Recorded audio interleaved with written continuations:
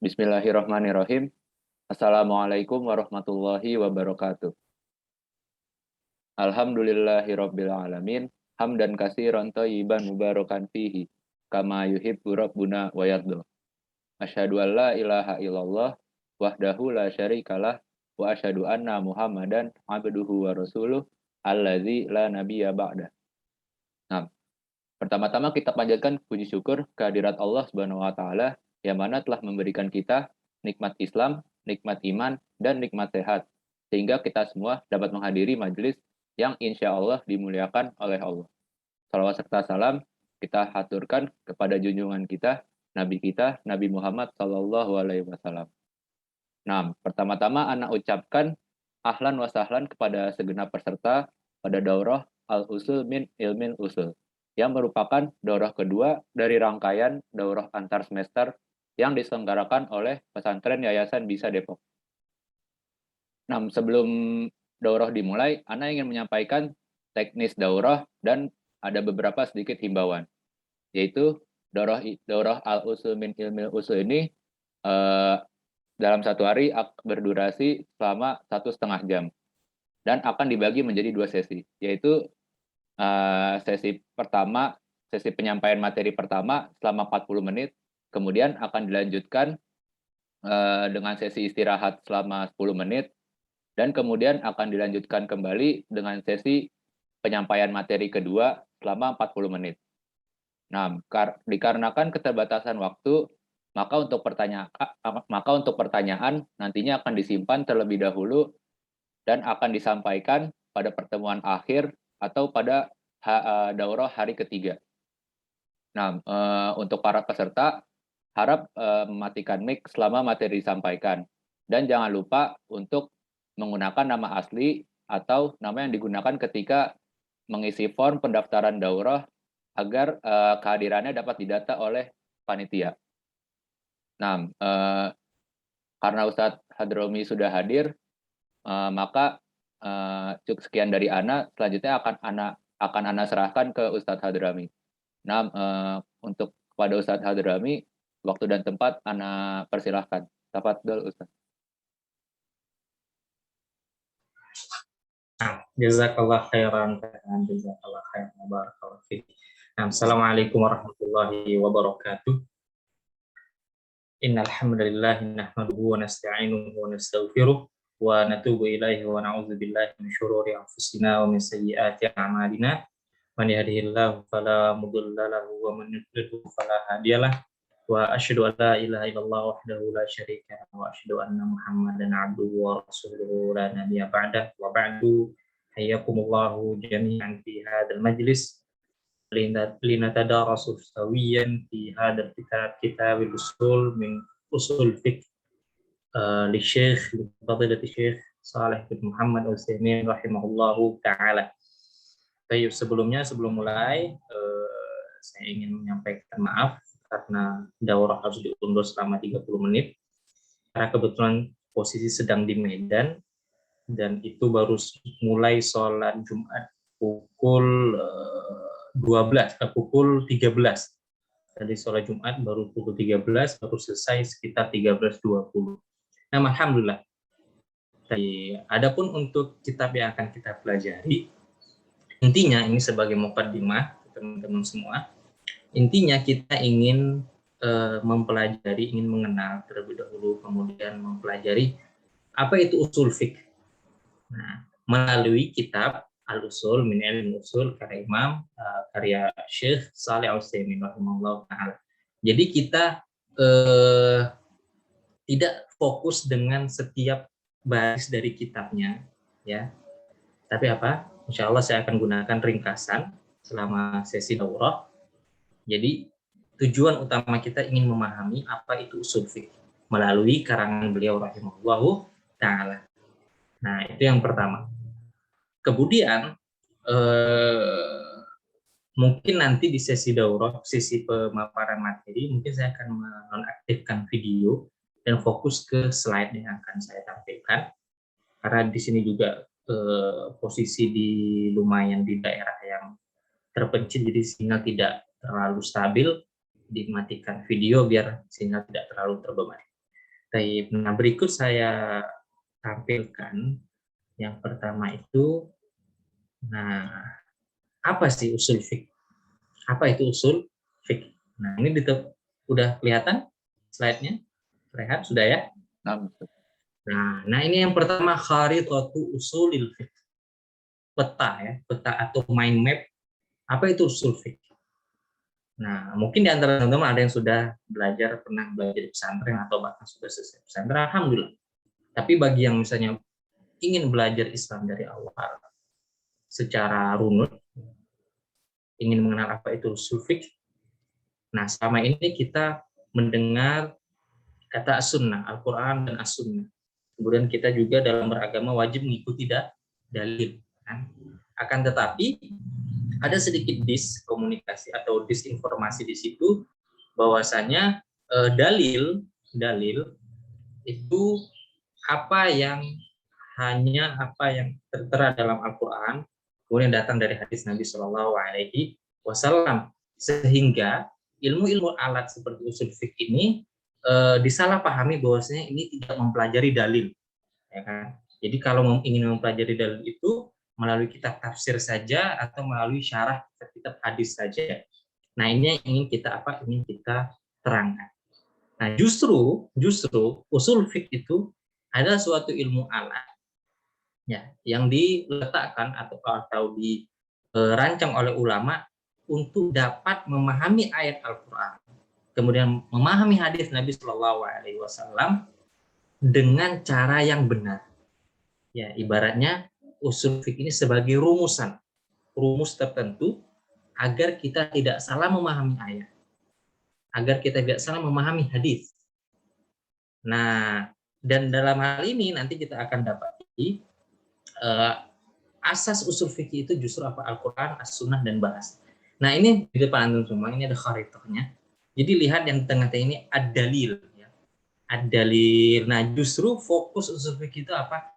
Bagaimana cara memahami dalil. Nah, ini lihat ada ke samping, ke kanan, dan ke kiri, ke atas, dan ke bawah. Nah, ini yang akan kita pelajari di materi usul al-fiqh. Nah, jadi dalil itu tidak sederhana kita membuka ayat Al-Quran, kemudian melihat terjemahannya, kemudian kita simpulkan begitu saja. Atau mendapati satu hadis Nabi, kita lihat terjemahannya, apalagi dibantu dengan Google Translate, kemudian langsung kita serta-merta bisa ambil kesimpulan hukumnya, kemudian kita aman. Nggak sesimpel atau nggak sederhana itu. Nah, di sini juga akan membantu kita memahami apa yang selama ini mungkin menjadi pertanyaan, kenapa ulama sampai berbeda pendapat dalam menentukan hukum. Karena apa? Karena perbedaan ulama-ulama tadi, ya, dalam ini. Nah, di sini kita antum lihat, di sini ada apa? Kitab dalil itu sumber utamanya apa? Ada kitab sunnah, ijma' dan qiyas. Nah, ini yang muttafaq alaih. Kemudian apa? Mukhtalaf fihi. Kemudian dalil itu juga ada yang apa? Tidak disepakati oleh para ulama. Ada yang mengatakan ini qaul sahabi, syar'u man qablana, istihsan, istishab, uruf, sadu zara'i, atau amal ahli Madinah.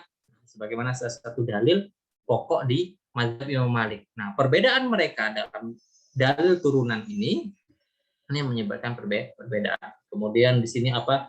Bi'tibar tariq ifadatihi. Nah, ini secara bahasa ada takkid, ada qiyas, ada itba', ada huruf ma'ani, ada haqiqah, ada majaz. Kemudian am, khas, mutlak. Satu kata dapat berbeda pemahamannya karena apa? Perbedaan ulama dalam menentukan ini dipandang dari sisi amnya atau khasnya, dari segi bahasanya. Dan seterusnya. Nah, ini yang pertama sebagai permulaan. Nanti insya Allah akan Anda kirimkan ke grup Kharithah Usul Fiqh agar menjadi renungan kita. Ternyata justru usul fiqh itulah ilmu alat yang ulama letakkan untuk memahami dalil. Nah, itu pertama sebagai muqaddimah. Semoga di sini sedikit membantu. Jadi jangan ada lagi framing Mempelajari ilmu-ilmu lain itu tidak mempelajari dalil. Justru apa? Dalam memahami Islam kita harus menyeluruh, tidak bisa satu persatu. Misalnya apa? Bagi yang sudah memiliki hafalan Quran, sudah hafiz, alhamdulillah. Di situ dia mempelajari tafsirnya.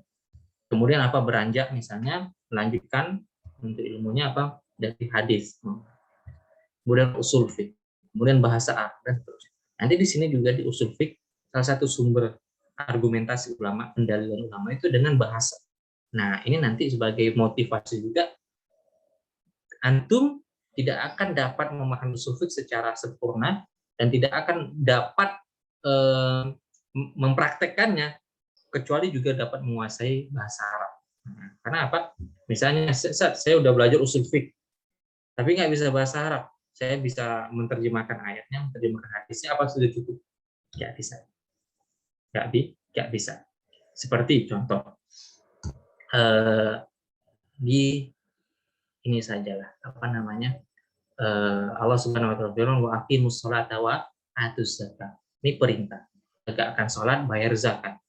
Perintah berarti wajib. Oke. Terjemahannya mudah. Tapi kalau misalnya seperti terjemahan dalam lafaz iqamah misalnya, qad qamatis shalah, Allahu akbar, Allahu akbar lah ya. Qad qamatis shalah. Sederhananya qamatis shalah itu fi'il madhi ya kan. Kalau diterjemahkan secara harfiah artinya apa? Salat telah ditegakkan. Salatnya sudah atau belum?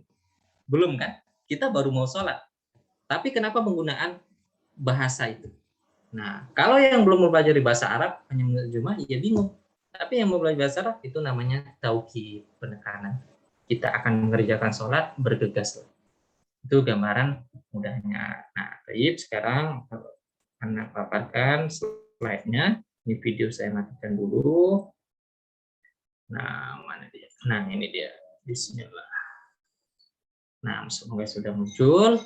Nah, ini dia. Pertama, alhamdulillah sudah ada atau Muassasah Al-Banna Al-Ilmi yang telah meringkas kitab beliau menjadi mind map seperti ini. Yang pertama usul al-fiqh. Usul al-fiqh. Apa itu usul fiqh? Nah, ini pertama ahamiyatu ilmi usul.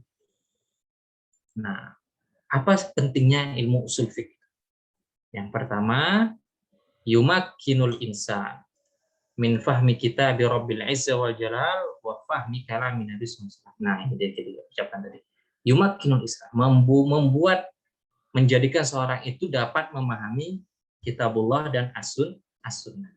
Jadi betul-betul ilmu alat. Kemudian ma'rifatu ma yasihul istidlal bihi ma la yasih. Nah, ini juga penting.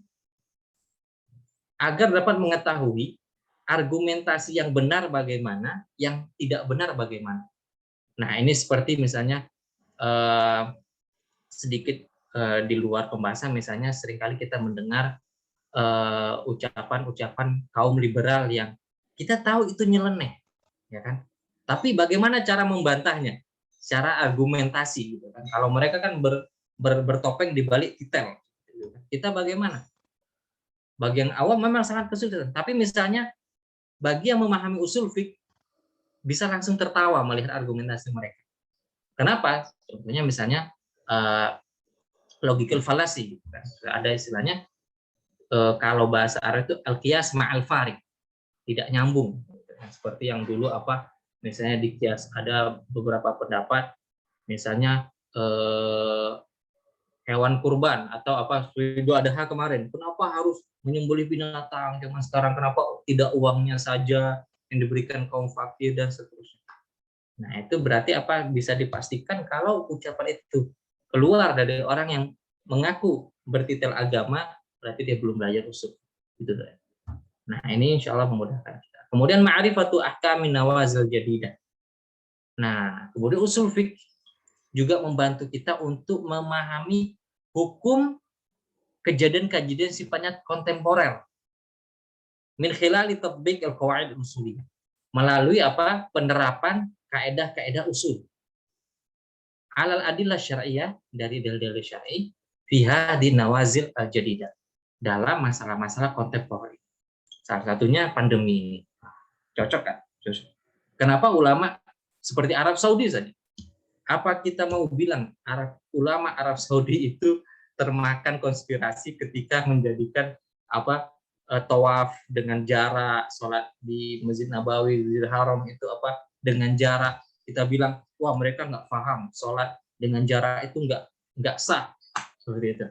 Nah, usul fik, semua itu usul fik, memahami kejadian-kejadian yang baru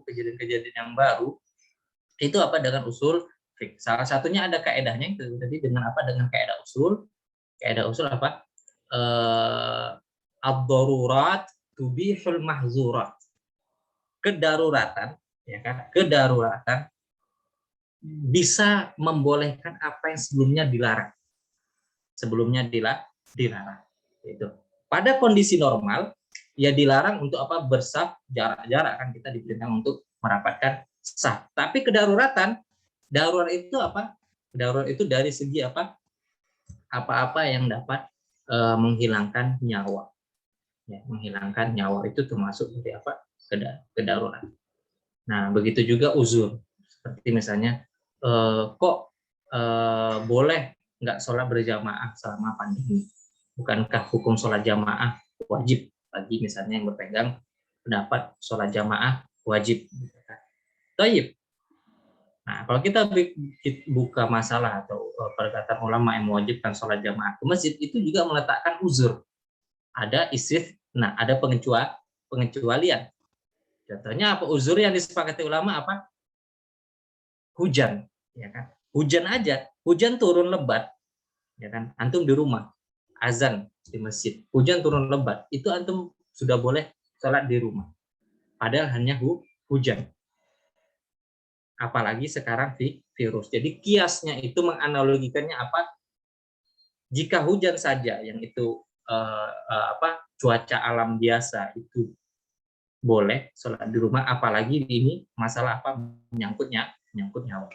Kalau dikatakan ke masjid nggak berani gitu kan, ke pasar ke yang lainnya berani, itu gimana? Itu logikanya salah. Dibantahnya bukan kita harus segini saja.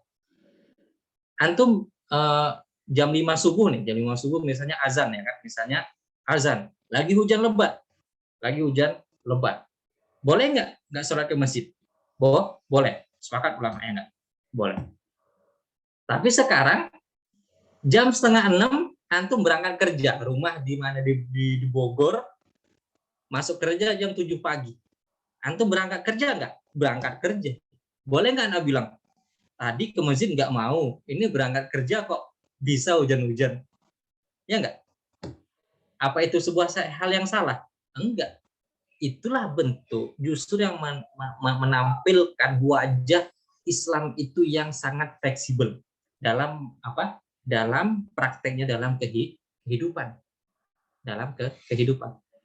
Nah, tadi kita lanjutkan, ilmul usul yumakin minal mujadalah wal muhajah wa munaqashatil akhirin. Nah, ini juga dengan ilmu usul fiqh dapat membantu kita ketika berargumentasi dan berdiskusi dengan orang lain, ya, apalagi orang yang salah memahami dalil. Kemudian ilmu usul fiqh yu'arifuna mata na'khudhul hukm minad dalil, kapan kita mengambil hukum dari dalil, wa man syakhs al-muahhal li ahdil ahkam minal adillah, siapa orang-orang yang layak, ya kan, layak mengambil dalil, berdalil, siapa yang tidak layak. Jadi nggak semua. Jadi kita lihat background pendidikannya. Ya.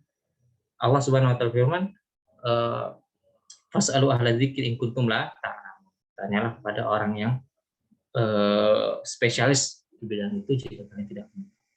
Kemudian masadir ilmu usul, ilmu Islam. Masadir ilmu usul. Yang pertama apa? Nah, ini bukan yang pertama, ini semuanya satu derajat. Al-Qur'an, As-Sunnah, dan Al-Lughah, bahasa. Nah, Al-Quran dan As-Sunnah diturunkan dengan bahasa Arab. Jadi mau tidak mau, untuk memahami keduanya juga bergantung dengan pemahaman seseorang dalam bahasa Arabnya. Nanti akan ada contoh. Kemudian Awwalu man allafa fihi, yang pertama kali mengarang kitab khusus membahas usul fiqh itu al-Imam Asy-Syafi'i.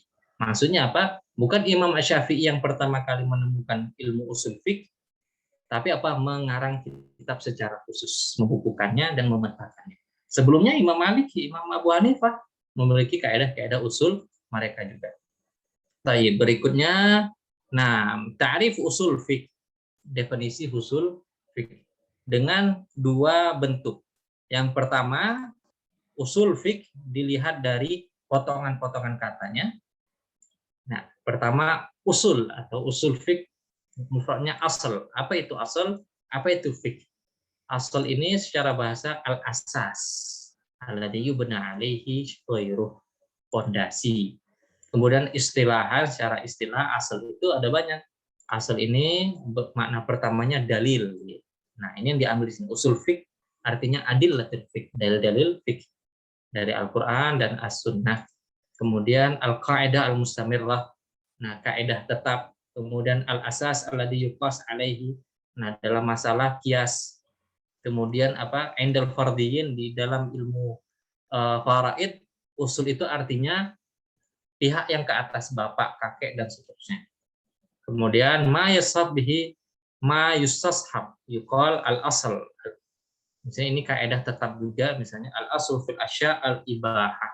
Kaidah dasar atau hukum dasar dari sesuatu adalah mubah sampai datang dalil yang mengharamkannya. Kemudian boleh tibar tsani, secara rangkaian nama usul fiqh itu definisinya ilmu usul ilmun yubahatsu fihi an adillatul fiqh al-ijmaliyah awil kulliyah. Itu ilmu yang membahas tentang dalil-dalil secara umum, secara global, ijmaliyah, atau secara menyeluruh, wa kaifiyatul istifadah minha, dan bagaimana cara menarik kesimpulan dari min talaqil fahmi wal istinbat, dari cara-cara memahami dan menarik kesimpulannya, wa halul mustafid, dan ahkam para mujtahidin. Ya. Nah, ini al-lafaz. Tadi kita sebutkan ilmu usul itu membahas tentang adillah syar'iyyah. Apa itu adillah syar'iyyah? Nah, adillah syar'iyyah ada dua. Adillah tafsiliyah, dalil yang itu memang Allah dan Rasulnya sebutkan secara langsung, secara rinci, seperti dalil aqimus sholata wa atuz zakat. Memang dalil memerintahkan sholat dan membayar zakat. Ada juga dalil kulliyah atau ijmaliyah, yaitu kaidah al-amrul wujub. Kaidah ini dalil secara umum untuk semua masalah. Itu al-amru lil wujud. Kaidah perintah adalah untuk kewajiban. Kemudian arkan ilmil usul. Rukun-rukun ilmu usul fiqh, pertama adillah ijmaliyah, kemudian qawaidul fahm wal istinbat, kaidah-kaidah untuk memahami dan menarik kesimpulan, wa halul mustafid. Apa itu halul mustafid? Ahkamul mujtahid. Ya, ahkam, ya, hukum-hukum yang dikeluarkan atau dipilih atau ijtihad dari seorang mujtahid, wa yuqabiluhu al muqallid. Itu lawan dari muqallid. Nah, al-mu'allafat fi hada al-ilm, ini juga. Nah, dalam madrasah usul fiqh itu ada dua madrasah besar, yaitu madrasah atau manhaj Hanafiyah, metode Hanafiyah, kemudian metode Syafi'iyah atau jumhur. Nah, Syafi'iyah ke jumhur, seperti yang kitab sekarang ini dengan metode jumhur. Perbedaannya apa? Dalam madrasah Hanafiyah, akhadhu minal furu'il fiqhiyah al-warida an a'immatihim usulan wa qawaidan. Jadi mereka itu merumuskan, melihat kepada fatwa-fatwa imam-imam mazhab Hanafi, baru kemudian mereka ambil rumus dari fatwa mereka. Nah, kalau metode jumhur, melihat ke dalil langsung dan mengambil kesimpulan dari situ. Perbedaannya di mana? Seperti ini. Nah, al-ahkam at-taklifiyah. Dalam metode jumhur, Syafi'i jumhur, kita yang ini tahu hukum adali, wajib, ya, haram, makruh, sunnah, dan mubah. Kalau dalam madrasah Hanafiyah, pembagian hukum itu ada 7. Ada 7. Nah, ini ada wajib, ada haram, ada makruh, ada sunnah, ada mubah, ada fard wa karahah. Wajibnya itu ada 2. Nah, wajibnya itu ada dua bentuk, ada wajib, ada namanya fardu. Nah, kemudian wa karahatut tahrim. Ada makruh yang lebih dekat ke haram. Jadi makruhnya itu dua. Nah, itu perbedaan madrasah Hanafiyah dengan madrasah Jumhur.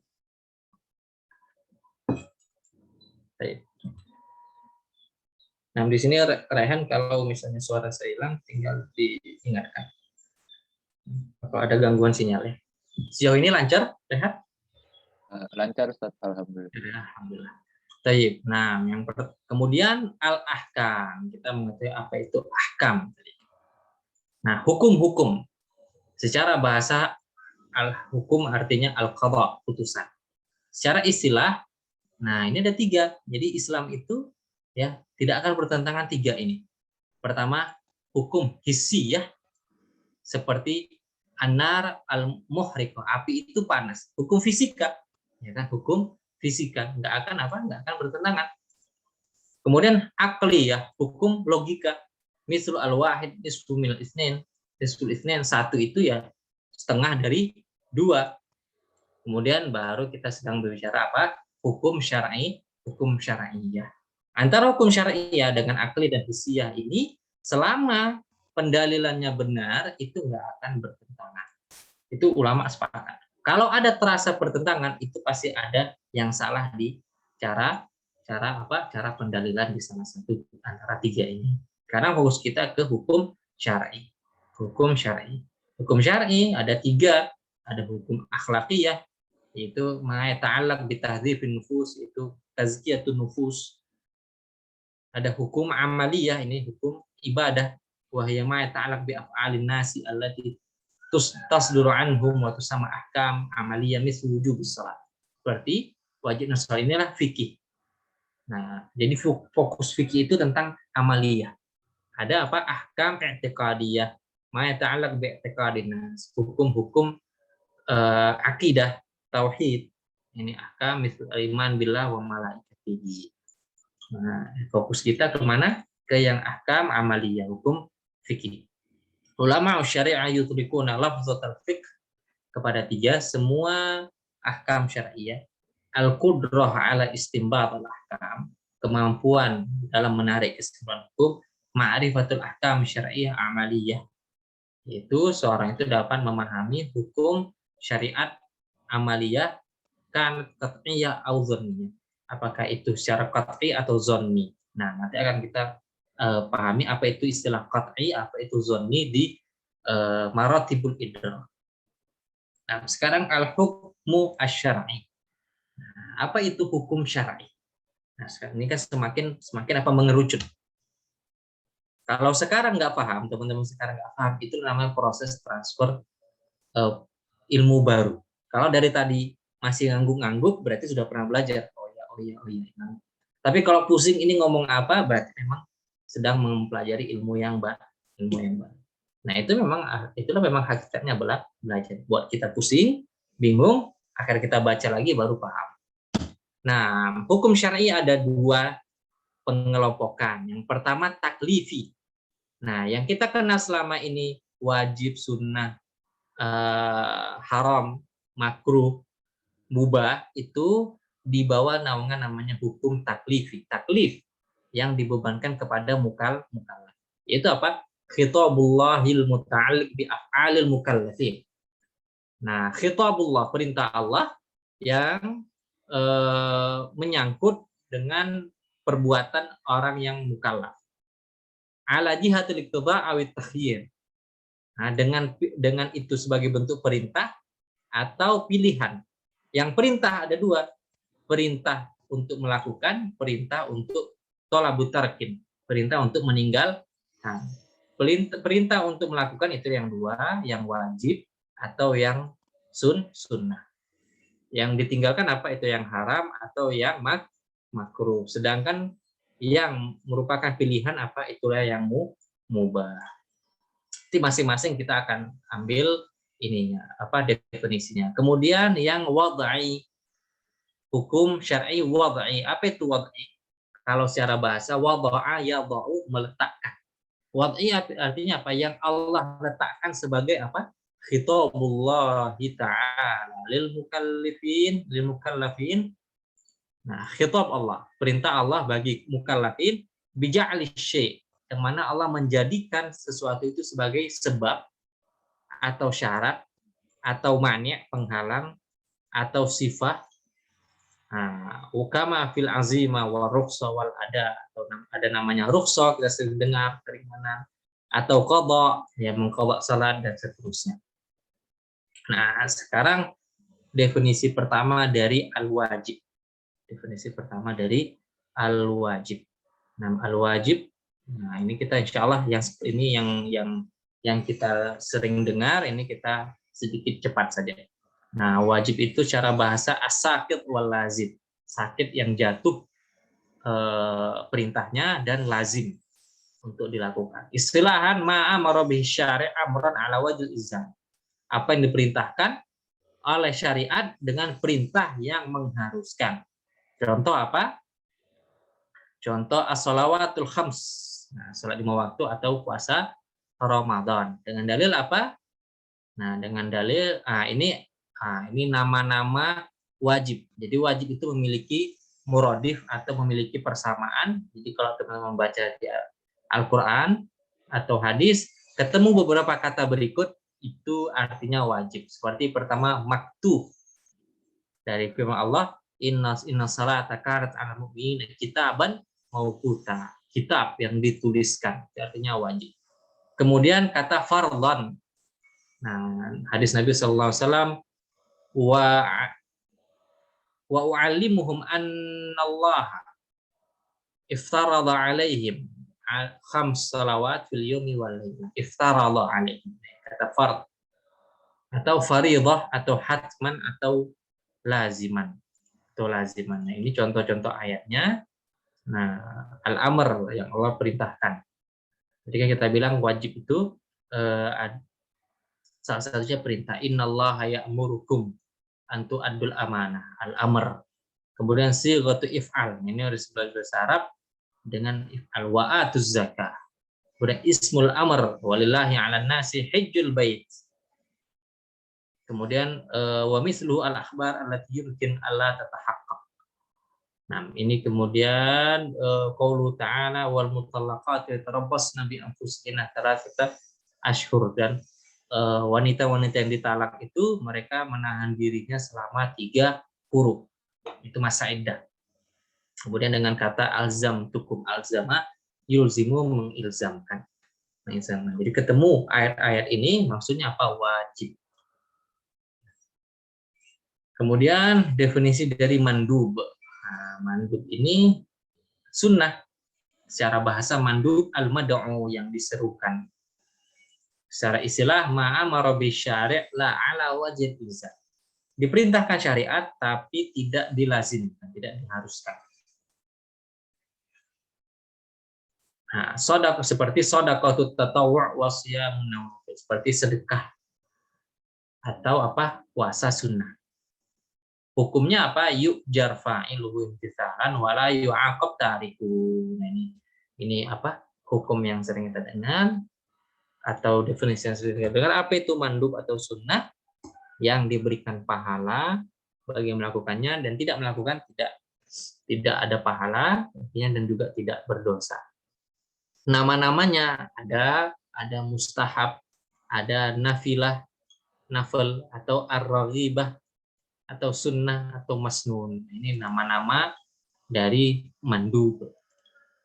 Nah, ini sighatuhu, ini secara bahasa Arab ini sighah, bentuknya. Seperti nanda bukum ila kadza, asana al-fa'il. Ketika Nabi SAW memuji pelaku yang melakukan sesuatu, berarti itu amalannya sunnah. Idza kana amrun wasarifun al wujub. Nah, ini tentang bahasa Arab ya. Kemudian idza nufiya al-amr an syai'i kama qala laula an asyqa ala ummati la amartu biswak 'inda kulli salat. Nabi bersabda, kalaulah tidak akan memberatkan umat, maka akan aku perintahkan. Ini kata perintah. bersiwak setiap kali hendak sholat. Tapi apa? Nabi sudah menafikan di awalnya. Kalau tidak memberatkan, berarti siwak hukumnya sunnah. Atau idza fa'ala nabiyyu sallallahu alaihi wasallam fi'lun ibadi. Mana itu juga bukan wajib. Idza fa'ala sahaba fi'lan min af'alit ta'at wa aqarrahum alaihi nabi sallallahu alaihi wasallam. Ini juga termasuk sunnah. Nabi tidak melakukannya, tapi ada salah seorang sahabat melakukannya dan Nabi mengiyakannya. Ya, itu juga termasuk amalan sunnah. Seperti apa? Amalan sunnah Bilal bin Rabah. Ketika Nabi mengatakannya, Bilal, aku mendengar suara terompahmu di surga. Apa amalan? Kata Bilal apa? Menjaga wudhunya. Tiap kali batal dia wudhu. Tiap kali batal dia wudhu. Nabi apakah melakukan hal itu sedetail itu? Enggak. Bilal ketika menjaganya, Nabi konfirmasikan atau Nabi iyakan. Nabi bolehkan. Itu juga sunnah bagi kita. Kemudian definisi dari kata muharram atau haram. Ini yang sering kita dengar. Secara bahasa al-mamnu' yang dilarang. Secara istilah manaha anhu syari' nahyan jaziman. Apa yang dilarang oleh syariat dengan larangan yang tegas. Au ala wajil ilzam. Manaha anhu syari'an ala wajil ilzam bitar. Yang diperintahkan syariat untuk meninggalkan sesuatu. Meninggalkan sesuatu seperti syurbul khamar wa uququl walidain. Contohnya seperti larangan meminum khamar atau durhaka atau yang lainnya, zina dan seterusnya. Hukmuhu fa'iluhu yastahiqul 'uqubah. Yang melakukannya berhak mendapat dosa. Tapi apa nih catatan kakinya? Mata qasadal fi'l. Kalau memang dia bermaksud melakukannya, bukan tidak sengaja atau dipaksa. Nah, jadi misalnya meminum minuman keras, misalnya apa? Ya dia apa? Berdosa. Kalau memang dia niatkan memang minum. Tapi misalnya nggak sengaja, ada temannya yang jahil dikira teh rupanya, terminum sedikit, atau apa dipaksa seperti tahanan-tahanan di tempat-tempat naudzubillah itu dipaksa minum benda-benda yang zat-zat yang haram. Nah, kemudian nama-nama haram ada mahzur, ada mamnu', ada haram, ada harajan. Nah, contohnya seperti firman Allah Ta'ala, hurrimat alaikum, ya, kata haram. Atau an-nahyu sharih, Nabi SAW melarang dengan larangan yang tegas. Kemudian dengan sirah la taf'al, wa la taqtulu anfusakum. Idza warada 'alal fi'l wa'id. Nah, ini juga indikasinya apabila suatu perbuatan itu ada ancamannya, baik itu uqubah fid dunya, ancaman di dunia atau di akhirat atau laknat, itu berarti perbuatan tersebut haram untuk dilakukan. Haram untuk dilakukan. Seperti apa ancaman di dunia? Seperti mencuri dunia akhirat. Atau yang di akhirat saja, atau itu termasuk dosa besar dan dia merupakan haram untuk dilakukan. Nah, ini kita sudah halaman berapa? Halaman 10. Nah, ini yang terakhir, idza warada lafzun sharihun fil amr aw sharih fil nahi wa tahrim ma'a qarinah sharif 'anil wajib ilal mandub aw. Nah, ini kaidah mudah. Bisa jadi dia secara bentuk merupakan perintah yang wajib atau larangan yang menunjukkan keharaman. Tapi misalnya ada faktor lain yang membuat dia mengecualikannya dari hukum dasar. Hukum dasarnya. Seperti misalnya mandi hari Jumat. Mandi hari Jumat ini. Ini ulama jumhur bersepakat hukum mandi hari Jumat. Hukum mandi hari Jumat itu sunnah muakkadah, tidak sampai ke level wajib. Tapi kalau dilihat hadisnya apa? Idza jaa ahadakumul jum'ah falyaghtasil dengan amr, ya mudhari dengan sighah, hendaklah dia mandi. Tapi ulama apa? Enggak mengatakan demikian. tidak sampai ke level wajib. Kenapa? Karena yang mandi yang wajib itu jika dia junub saja. Jika dia tidak junub, tidak sampai ke level wajib.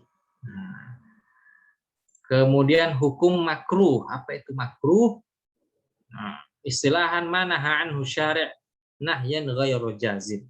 Dia dilarang tapi tidak dengan larangan yang tegas.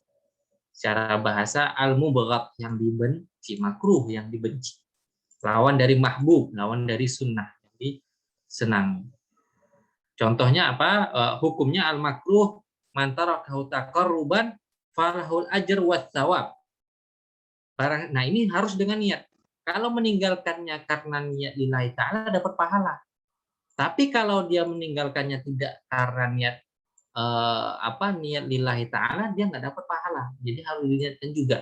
Contohnya misalnya taruhlah ya, hukum rokok. Ya kan dua pendapat antara haram dan makruh. Tapi misalnya dia ya makruh, kamu nggak merokok. Hukum rokok bagi kamu apa? Makruh atau haram? Makruh. Kenapa kamu nggak merokok? Ya nggak baik untuk kesehatan. Kalau cuma sampai situ saja, dia nggak dapat pahala. Tapi kalau niatkan lillahi ta'ala, masuk lillahi ta'ala, ia menjaga kesehatan. Tapi misalnya apa? Allah kasih saya fisik, kasih saya badan, saya ingin menjaganya, biar tubuh saya sehat, kuat untuk beribadah pada Allah Subhanahu wa Ta'ala. Semoga-moga umur saya dipanjangkan, saya bisa beribadah pada Allah Subhanahu wa Ta'ala. Nah, sekarang dia tinggalkan makruh apa? Dia tinggalkan makruh dengan niat untuk beribadah, dapat pahala. Kalau di sini contohnya apa? Masuk ke masjid dengan kaki kiri, makruh, tapi nggak berdosa, Makanya sunnah masuk masjid apa dengan kaki kanan. Nah, yang kemudian al-mubah. Apa itu mubah? Yang pertama al-mu'lan, secara bahasa al-mu'lan, yang diumumkan. Maksudnya apa secara istilah? Mala ya ta'alaq amrun wala nahyun li dzatihi.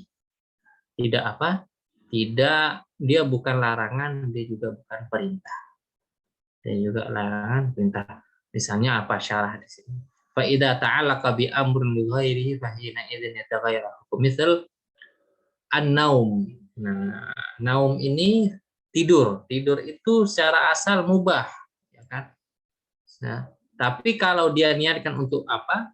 Untuk beribadah, dia bisa berpahala. Tapi kalau tidurnya sampai keluar waktu sholat, nah, bisa berdosa. Nah, jadi ini hukumnya apa? La thawaba fi'lu li dzati wa la iqaba fi. Nah, dia tidak ada pahala atau hukuman li dzatihi, secara dia zatnya itu sendiri. Tapi kalau dia ya ta'alaq bil ghair, tapi kalau dia dihubungkan dengan yang lain seperti tidur, secara tidurnya itu nggak ada hukumnya di situ, nggak haram dan juga nggak wajib tidurnya itu. Tapi kalau dia bilang tadi, kalau dia niat tidur untuk ibadah, tidur cepat untuk tahajud, dapat pahala. Tapi kalau tidurnya sampai keluar waktu sholat, dia berdosa. Tidur berdosa. Nah, contoh juga al-akl. Nah, begitu juga makan makanan. Nah, asma'uhu halal au jaiz. Nama-nama dari mubah itu halal atau jaiz, boleh, yang dibolehkan. Taib. Ini kita sudah di halaman 11. Oke, ini kita break 5 atau 10 menit. Ya, masing-masing boleh menunaikan hajatnya. Kalau ada atau kalau yang ngopi, silahkan ngopi. Kalau ada pertanyaan, nah mungkin kita akhirkan di pertemuan ketiga. Atau kalau hari ini bisa ada tersisa waktu, nanti kita bisa jawab. Nah, ini kita breaknya. Tafadhol Akhuna Raya.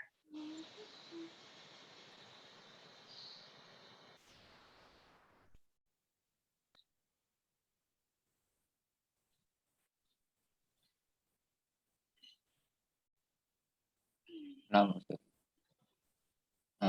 berarti untuk sesi ini kita break dulu selama 10 menit. Nah, untuk peserta bagi yang ingin menunaikan hajatnya, dipersilahkan. Bagi yang ingin leave Zoom sebentar mungkin untuk menghemat kuota juga diperbolehkan.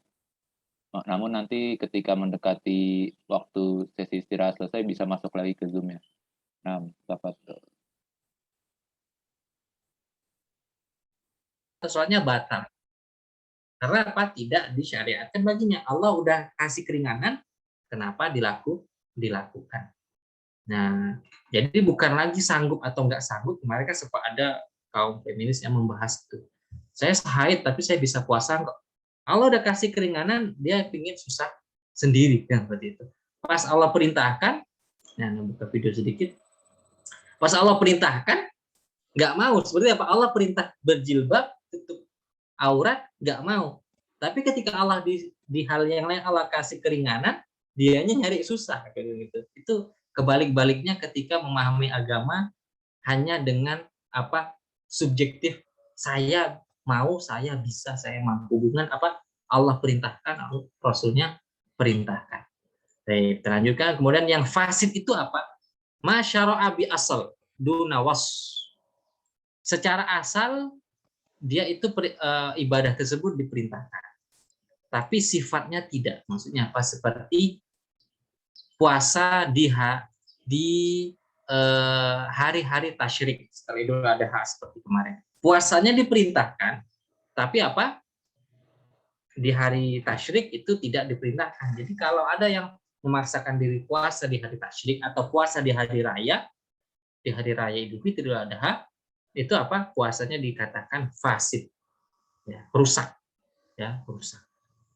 Nah, yang kemudian, nah ini tadi hukumnya, apa hukumnya?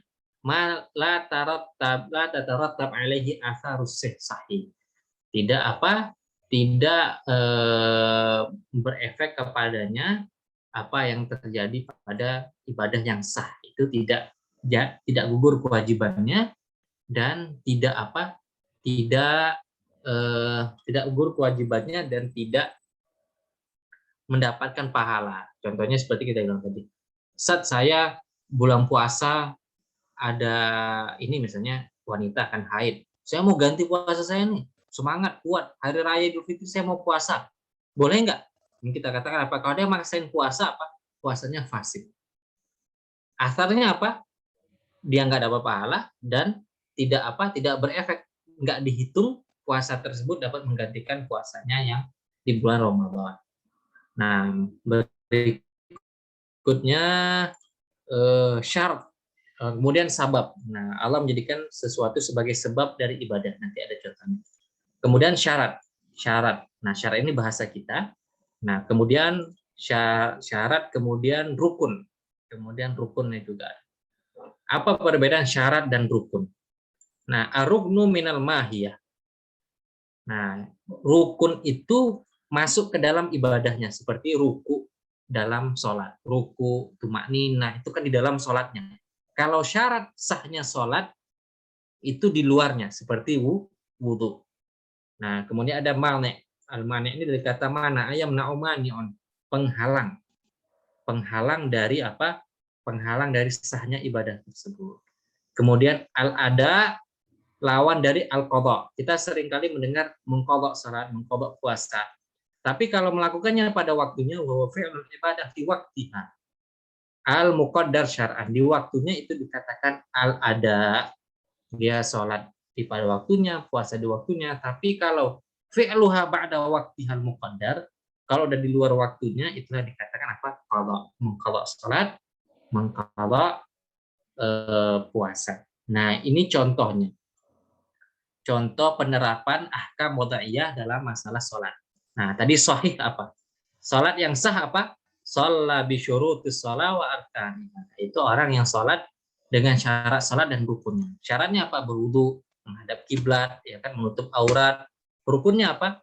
Tumaknina, bertakbir, ruku, sujud dan seterusnya. Asaruha tabra' bihazimmah wa la yutalab biqada'iha. Nah, kewajibannya gugur dan tidak diminta untuk mengganti dan mendapatkan pahala. Kemudian wudunya fasid. Misalnya lau sholat biduni wudu. Sholatnya enggak pakai wudu. Nah, fasid atau batal. Nah, sababu. Nah, zawalus syam. Nah, Apa sebab sholat menjadi wajib? Misalnya di sholat maghrib, ketika apa? Matahari sudah terbenam. Sebab wajib sholat maghrib, matahari terbenam. Kemudian syarat apa? Syarat sah sholat. Nah, seperti apa tadi? Menutup aurat, ya, berwudu, gitu, menghadap kiblat. Kemudian mani'. Nah, penghalang dari sahnya sholat tersebut. Penghalang. Dia sudah dilakukan rukunnya, syaratnya, sebabnya, dan seterusnya. Tapi melakukan sesuatu faktor di luar itu semua menghalangi dari sahnya sholat tersebut. Seperti apa? Ad-dhahiku fis shalah. Tertawa dalam sholat. Tertawa atau berbicara dengan perkataan selain ayat Al-Quran dan doa-doa sholat, itu membatalkan sholatnya. Menghalangi dari sholat tersebut diterima. Nah, ini al-ada. Ini tadi apa? Al-ada, melaksanakan sholat pada waktunya. Misalnya maghrib setelah matahari terbenam, zawalus syams tadi, zawalus syams artinya matahari tergelincir, masuk waktu zuhur. Nah, wa qabla al-asar, sebelum asar. Al-qadha misalnya mana ma'an sholat zuhur, wa lam yasaki ila ba'dal asar. Nah, dia sholat zuhur, ketiduran dari sebelum zuhur, baru bangun setelah jam asar. Itu sholatnya apa? Sholat zuhurnya dikatakan qadha. Nah, ini contoh lain di masalah zakat dan di masalah akad. Nah, kita ambil yang zakat. Sebabnya apa? Sebab zakat diwajibkan milkun nisab, sampai nisabnya. Seperti zakat emas 85 gram emas. Syaratnya, syarat zakat itu apa? Dauranul haul. Telah mencapai 1 tahun usianya. Mani', penghalang zakat tersebut dibayarkan. Misalnya apa? Al-madafu' lahu ghaniyan. Yang dibayarkan zakat kepadanya ternyata orangnya kaya, nggak boleh dikasihkan kepada dia, harus mencari orang yang fakir. Nah, ini yang akad, ini tentang jual beli. Misalnya yang al-bai'. Nah, jual beli, akad jual beli. Nah, misalnya asaruhu intiqalul milki bainal bai' wal mushtari fil mabi' was saman. Perpindahan hak milik, ya kan? Penghalangnya apa? Ar-riba wa bai'ul wara. Nah, jual beli tersebut tidak sah secara fikih ketika misalnya apa akadnya ada riba. Nah, ini akad nikah. Akad nikah asarnya apa? Bahwasanya ya menjadi suami istri, dihalalkan berhubungan biologis dan seterusnya. Tapi apa? Ada nikah yang tidak sah penghalangnya. Contohnya apa? Misalnya di sini contoh nikah mut'ah. Nikah mut'ah tidak sah. Atau kawin kontrak, nikah kontrak. Nah, sekarang masuk ke, ini sekarang udah masuk pembahasan yang sedikit rumit. Tadi kita sebutkan di awal bahwasanya sumber usul fikih itu Al-Quran, As-Sunnah, dan bahasa. Dan Al-Quran, As-Sunnah dengan berbahasa Arab. Nah, sekarang kita akan pelajari masuk ke bagian tentang bahasa itu sendiri, tentang bahasa Arab itu sendiri. Nah, di bagian ini memang nanti akan sangat membingungkan bagi yang belum pernah belajar bahasa Arab. Nah, jadi jadikan ini sebagai motivasi untuk memahami usul fikih, harus juga belajar bahasa Arab. Sekarang kursus online di mana-mana bisa. Nah, bagi yang sudah mempelajari bahasa Arab, gunakanlah pemahaman antum untuk memahami usul al-fiqh, seperti itu. Nah, ini maratibul idrak, tingkat pemahaman, tingkat pengetahuan atau tingkat pemahaman. Yang pertama al-ilm, dengar al-ilm, kemudian al-jahlul basir, al-jahlul murakkab, al-dhann, al-wahm, asyak. Nah, apa itu ilm? Idrakun jazimun mutabiq. Mengetahui sesuatu secara pasti dan tepat. Nah, ada dua, ilmu itu ada dua. Yang daruri, sifatnya daruri, la tahtaj ma'ahu ila istidlal, yang nggak perlu pakai rumus-rumusan segala seperti asama ufaukona, langit itu tinggi, api itu panas, kan itu nggak perlu teori-teori segala macam. Kemudian ilmu yang didapat dari teori nazari. Nah, ma yahtaju ila nazar wa istidlal, apa yang dibutuhkan dengan apa? Argumentasi. Seperti apa? Al ilmu biwujubi biniyati fi shalah. Kapan kita tahu bahwa niat itu wajib dalam sholat, sebelum sholat? Ketika kita belajar fikih. Makanya ilmunya itu baru dapat ketika belajar. Nah, kemudian al-jahlul basit. Apa itu jahlul basit? Adamul idrak. Enggak tahu sama sekali, jahil. Ada namanya jahlul murakkab, nih sering kita dengar.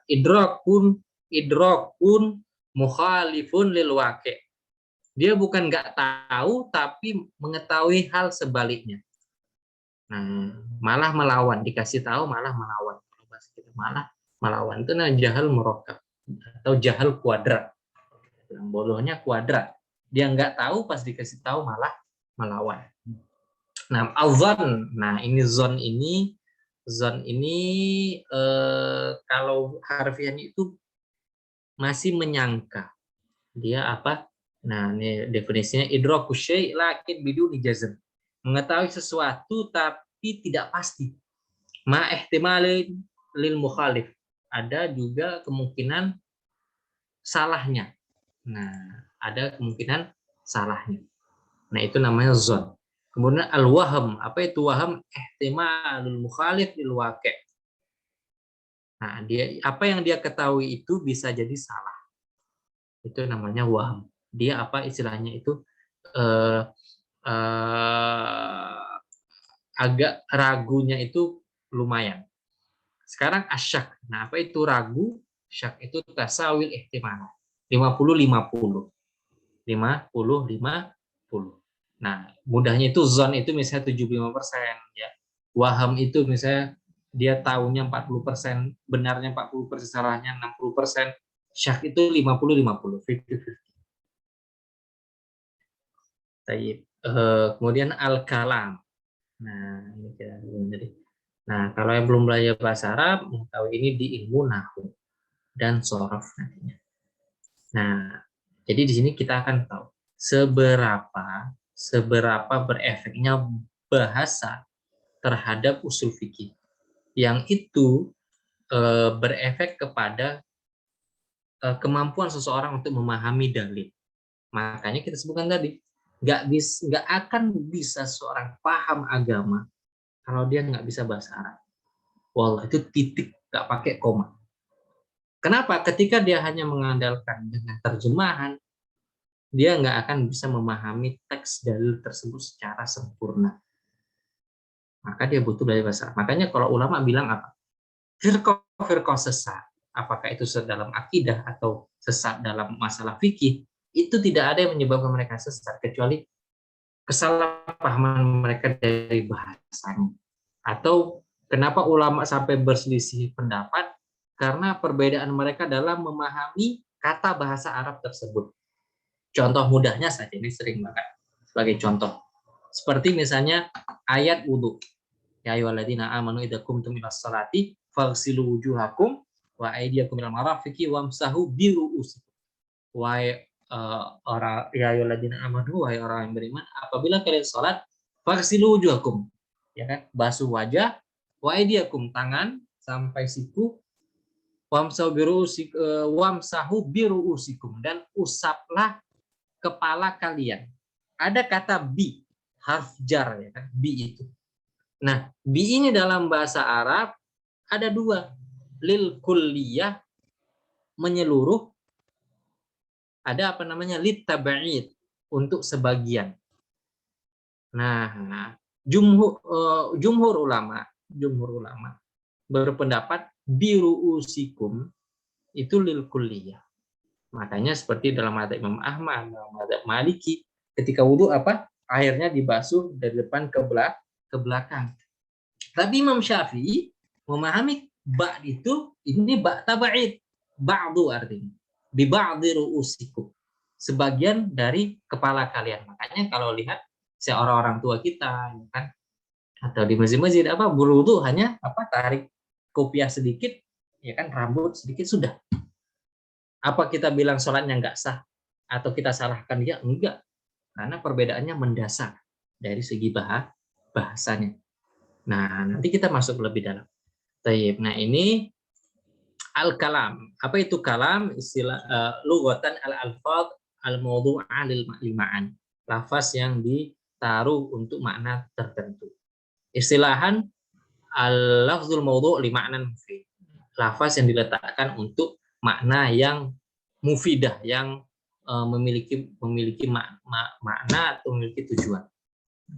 Nah, ini ada fi'il, kita tahu ada fi'il madhi, mudhari, amr, ada isim, ada huruf. Kemudian aksamuhu. Nah, dua pengelompokan. Yang pertama aksamuhu bi'tibar al-isti'mal. Ya, pengelompokan kalam dari pemakaiannya. Kemudian aksamu bi'tibar imkan wasfihi bisidqi wa adl. Pengelompokan berdasarkan apakah dia bisa dimasuki kebohongan atau tidak. Yang pertama secara pemakaian ada kalam atau kata yang sifatnya hakikat. Ada namanya majas. Nah, ini di semua bahasa ada. Makanya ini lebih mudah. Nah, contoh yang hakikat al-lafzul musta'mal fi ma wudi'alah, yaitu kata yang memang diletakkan dengan tujuan semestinya. Seperti apa? Al-asad ya'kul farisatahu. Harimau itu memakan mangsanya. Wah, ini jelas berarti hewan, maksudnya kan hewan singa. Tapi apa? Ada yang namanya majas. Kalau bahasa kita itu apa? Kiasan atau apa? Diserap ya, majas hiperbola, majas apa seterusnya. Nah, lafaz musta'mal fi ghairi mawdi'alahu. Lafaz yang diletakkan atau dipakai bukan untuk arti semestinya. Seperti contohnya al-asadu yakhtub wa yuradu bihi ar-rajulu fiha. Singa tersebut sedang apa? Singa tersebut sedang berpidato. Artinya orang yang lelaki, orang lelaki yang pemberani. Atau kalau bahasa kita apa? Singa podium. Artinya apa? Seorang ahli pidato kan, singa podium. Apa kita maksudnya? Singa tersebut hewan kan? Enggak. Tapi apa itu namanya majas. Nah, majas ini, hakikat dan majas ini terbagi 3. Ada hakikat ini, ada hakikat syar'iyah, ada lughawiyah, ada urfiyah. Yang syar'iyah misalnya lafaz sholat, lafaz sholat ma'ruf, lafaz sholat. Sholat itu secara syar'iyah artinya sholat yang sholat dibuka dengan takbir. Tapi secara bahasa artinya doa. Kemudian lafaz asad. Secara bahasa asad itu apa? Bahwasanya binatang yang binatang buas. Kemudian secara urf, secara bukan bahasa tapi pemakaian budaya. Contohnya kalau di sini arti kata dabbah, lughatan kullu ma yadubu 'alal ard. Wa urfan, kalau kata dabbah secara bahasa itu setiap apa yang berjalan di muka bumi. Tapi secara urf budaya zawatul arba, hewan kaki 4 itu dabbah, atau bahasa kita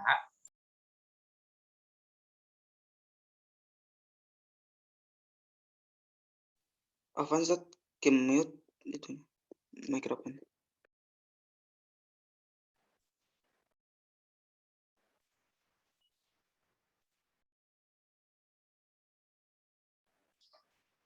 Maaf Ustadz, ke mute mic Ustadz. Nah, sudah ada suaranya? Sudah ya? Afwan tadi terjadi. Nah, berarti lafaz belakang disebutnya. Belakang itu secara hakikat ya kan. Hakikat artinya apa? Lawan kata depan. Tapi bisa menjadi majas. Ini dalam kelas. Pak, saya izin ke belakang. Maksudnya apa? Ke toilet. Secara budaya dia menjadi majas. Nah, sekarang kita masuk yang ini, nanti contohnya akan Ana contohkan ke apakah bisa seperti permasalahan akidah, nanti ada contoh mudah. Baik, ini di 6. Sekarang ini kaedahnya, kaedah penting. Coba idza ja'ana al-lafzul al-asl an yuhmal 'alal haqiqah. Nah, semua lafaz, kaidahnya semua lafaz itu dibawakan kepada hakikat. Wala yajuzu lana an natrukal haqiqah ila al-majaz. Enggak boleh mengubahnya dari makna dasarnya seperti kata singa tadi menjadi majas kecuali apa dengan apa illa liwujud, kecuali apa liwujudil ilaqah atau liwujud dalil. Ilaqah apa? Ada misalnya ini ilaqah ada pengaitnya, ya ada pengaitnya kalau bahasa kita ada pengaitnya. Kalau dalam bahasa Arab itu idza kanat ilaqah musyabiha au summiya isti'arah kiasan atau ilaqah ghairu dzalika summiyal majaz mursal. Ini dalam ilmu balaghah. Dalam ilmu balaghah. Nah, kalau yang dalil idza lam yakun hunaka dalil fa hadzal yusammi ta'wilan fasidan. Atau ada dalil yang lain. Dalil yang lain. Contohnya misalnya la ilaha illallah kata ke belakang tadi kan. Saya ingin ke belakang. Misalnya apa? Di rumah, bukan di kelas ya kan, di rumah. Ada tamu datang. Antum jamu, sebentar ya, saya mau ke belakang. Antum bilang. Nah, ini ke belakang kan ada dua makna ya kan. Ke belakang artinya memang ke belakang rumah, ke dapur, atau ke belakang maksudnya apa? Ke toilet. Ke toilet. Maka mau kita bawakan makna yang mana?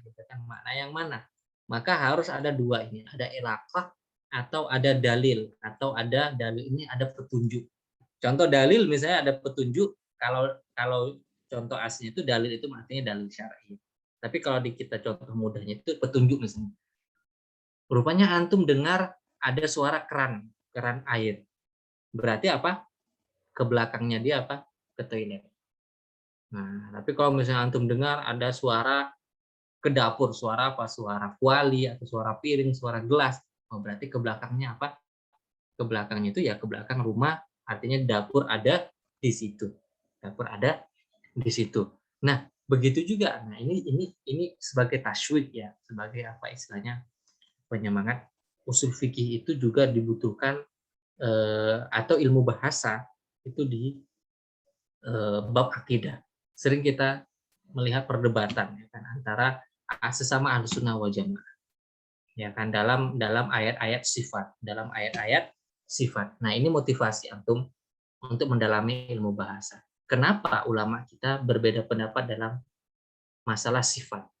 Antara yang mengisbat, antara yang mentakwil. Kan seperti itu. Isbat atau mentakwil. Contoh apa? Tabarakalladzi biyadihil mulk. Nah, surah Al-Mulk ya kan. Mau diterjemahkan apa? Maha suci Allah yang di tangannya kerajaan, di tangannya, yad, arti yad, atau apa? Yang pada kekuasaannya kerajaan, diartikan kekuasaan. Nah, ini tadi. Yad ini memang di bahasa Arab, yad itu memiliki dua makna, makna hakikat, makna majaz. Hakikatnya apa? Yad, lengan. Kama yang bagi li jalan. Kalau itu disandarkan pada Allah, tentu dengan makna yang layak bagi Allah Subhanahu wa taala. Tapi dalam bahasa Arab, yad juga artinya apa? Kekuasaan. Nah, ulama berbeda pendapat pada ayat-ayat sifat ini, pada ayat-ayat seperti ayat nuzul, Allah turun ke langit dunia. Turunnya itu apakah turun secara hakiki atau majaz, ya kan seperti itu.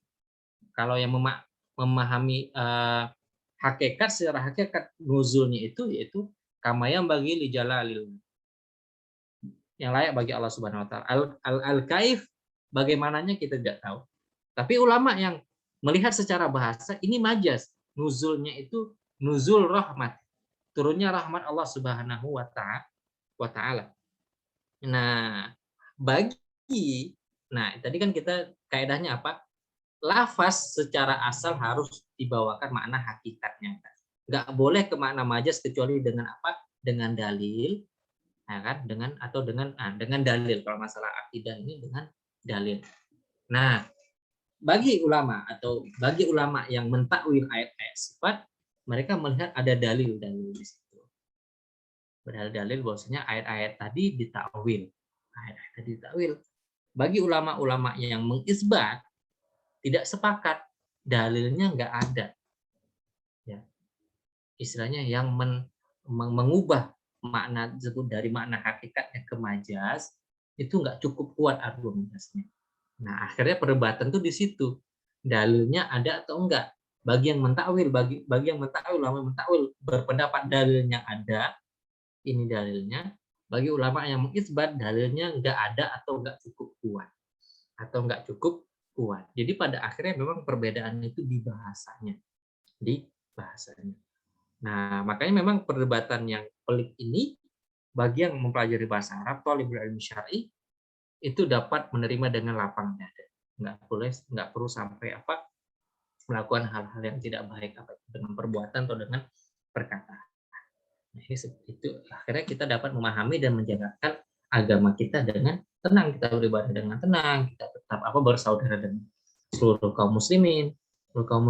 Tapi kalau sampai ada yang berkata, misalnya ini ulama sepakat, misalnya yang mengatakan Allah itu hulul kepada makhluknya, Allah itu Tuhan itu berengker menyatu dengan makhluknya, itu ulama sepakat.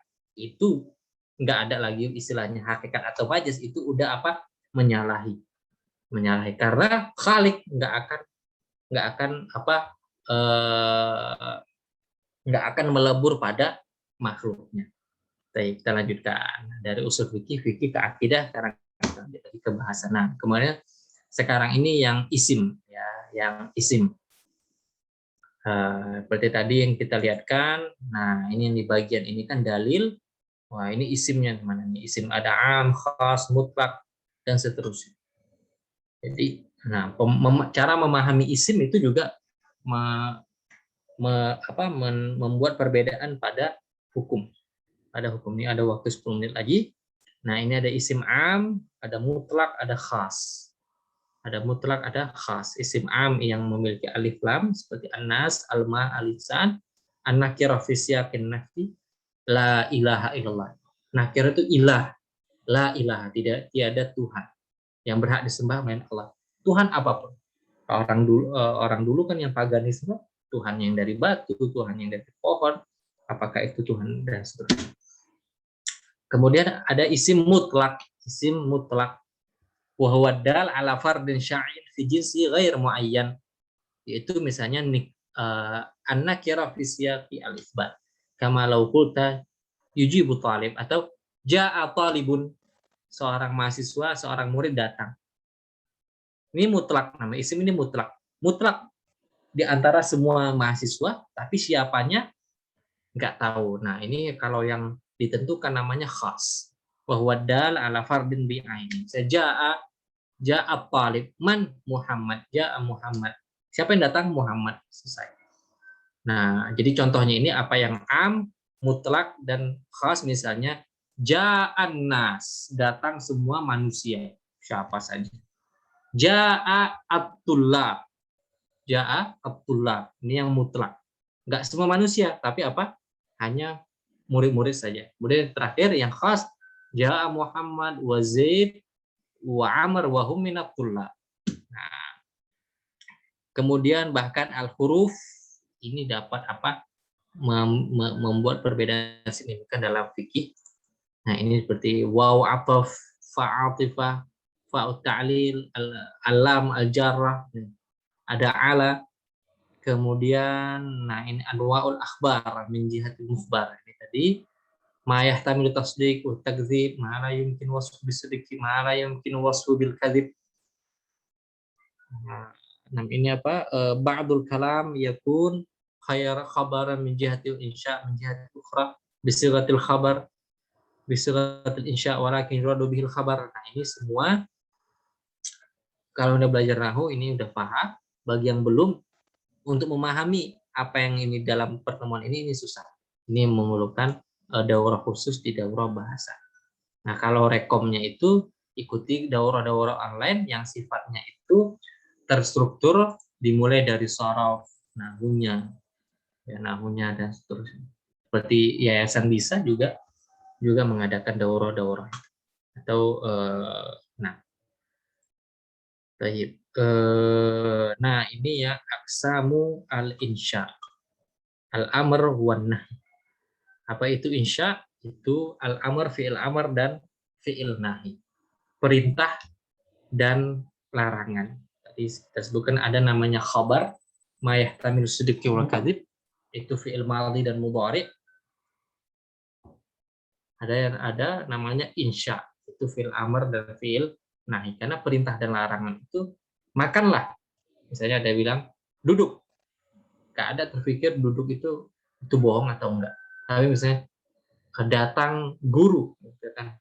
Ini yang ngomong siapa dulu, gitu kan. Jangan bohong atau iya benar. Kalau ketua kelas yang ngomong iya benar insya Allah.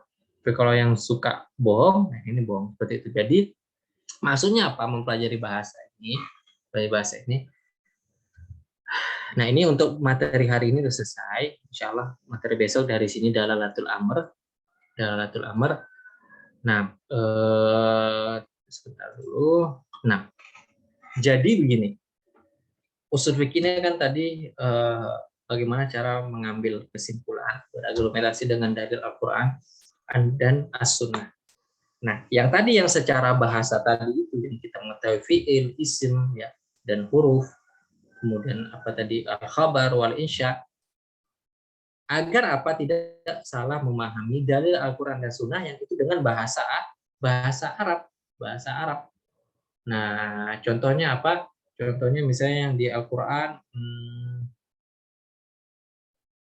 nah, wa idza halaltum fastadu. Nah, itu di apa? Di haji. Wa idza halaltum fastadu. Harfiahnya, terjemah harfiahnya. Kalau kalian sudah tahalul, maka apa?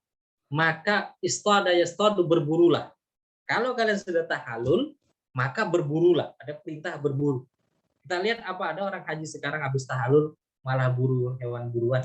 Enggak ada. Maksudnya apa? Kaidah usul fikihnya apa? Al-amru ba'dal hadzar yufidul ibahah. Perintah setelah larangan itu menunjukkan larangannya direvisi, menunjukkan kebolehan. Karena apa? Dalam haji ketika sudah ihram kan nggak boleh, larangannya salah satunya apa? Membunuh hewan buruan. Nah, atau apa? Al-ana basyiruhun, atau ayat tentang apa? Larangan berhubungan badan ketika haid, ya kan? Tapi ketika selesai haid apa? Lakukanlah. Apa wajib saat itu juga? Kan enggak. Tapi apa? Makanya dapat memahami ayat-ayat tadi dengan kaidah usul fiqh. Kaidahnya apa? Al-amru ba'dal hadri yufidul ibahah. Perintah setelah larangan menunjukkan apa? Menunjukkan kebolehan.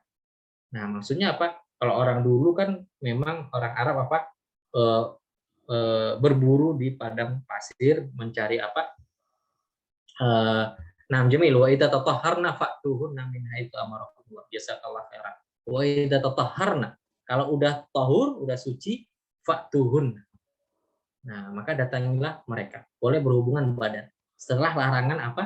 Enggak boleh berhubungan badan selama haid. Nah, itu. Ini pentingnya bahasa itu tadi, memahami. Jadi istilahnya bahasa saja tanpa usul fikih nggak akan bisa. Begitu juga apa? Hafal Al-Qur'annya saja, hafal hadisnya saja tanpa usul fikih juga tidak. Jadi usul fikih sebagai rumus, rambu-rambunya. Jadi tugas ulama tafsir apa? Tugas muhaddisin apa? Nah, ini tadi. Bagi para menghafal Quran, kemudian belajar tafsir, ulama fikih dan usul fikih